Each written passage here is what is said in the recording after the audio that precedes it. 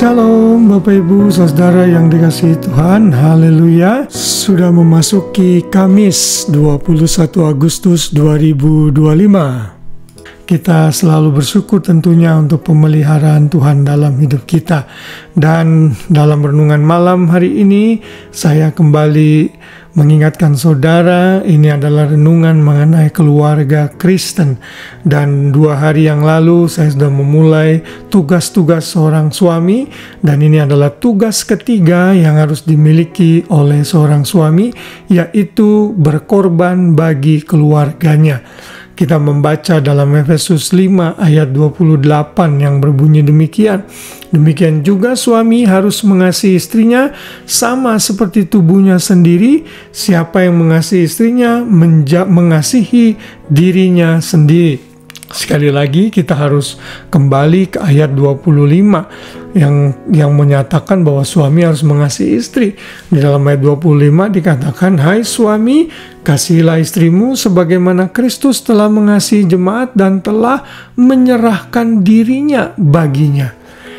Saudara yang laki-laki yang menjadi pemimpin dalam kehidupan keluarga, tugas saudara mengasihi istri saudara itu sama seperti Kristus yang memberikan tubuhnya sendiri untuk dikorbankan bagi gerejanya. Dia mati, menderita, tubuhnya teraniaya untuk diserahkan bagi penebusan dosa manusia. Yesus memberikan kasih yang berkorban, sacrificial love, dan dia sudah buktikan itu di kayu salib. Bagi para suami-suami, ternyata cara kita mengasihi istri selain kita melakukan hal yang romantis tentunya, kita belajar berkorban untuk istri kita. Dan tentunya ini tidak mudah karena suami punya ego yang tinggi. Suami punya kesibukan yang tinggi juga kadang, dan dia lupa dia mesti berkorban bagi keluarganya.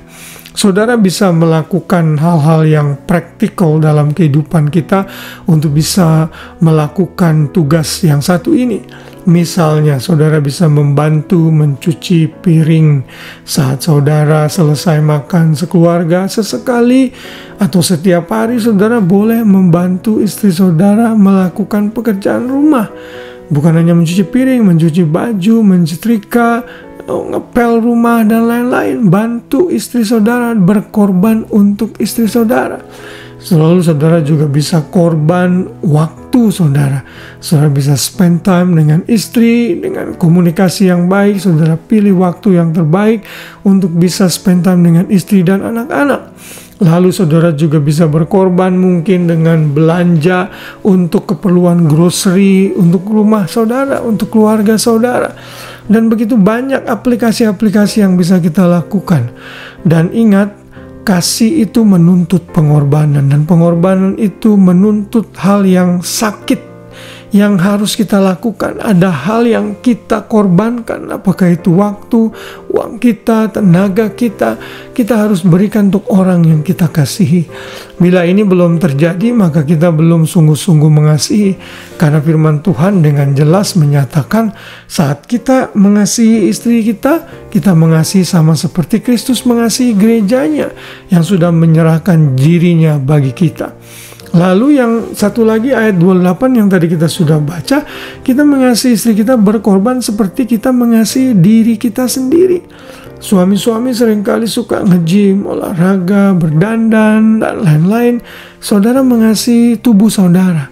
Nah, kalau saudara mengasihi tubuh saudara, saudara juga harus bisa berkorban untuk istri saudara, untuk pasangan saudara. Sekali lagi saudara, ini tidak mudah. Saya katakan berkali-kali, ini juga untuk saya sebagai seorang suami. Saya tidak mau karena saya laki-laki, saya hanya menekankan hanya untuk yang wanita. Tidak, karena firman Tuhan itu clear sekali. Ada bagian yang suami-suami harus lakukan, ada bagian yang istri harus lakukan. Dan hari ini kita bisa belajar bahwa tugas suami yang terpenting adalah berkorban bagi keluarganya. Dan ini adalah kasih yang tertinggi. Karena di dalam Yohanes 15 Tuhan Yesus mengatakan tidak ada kasih yang lebih besar daripada kasih seorang sahabat yang menyerahkan nyawanya untuk sahabat-sahabatnya. Bukankah istri kita juga adalah teman pewaris takhta kasih karunia? Bukankah dia juga adalah sahabat kita selama kita menikah di bumi ini? Itu berarti saudara pun juga harus bersedia mati untuk istri saudara kalau dibutuhkan.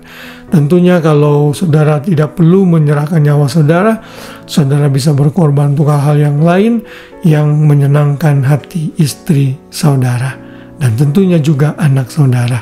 Kiranya renungan firman Tuhan ini mengingatkan para suami-suami untuk memiliki kasih yang berkorban bagi istri dan anak-anaknya. Tuhan Yesus memberkati kita semua. Selamat malam, selamat beristirahat. Biar damai Kristus memenuhi hati kita semua. Shalom.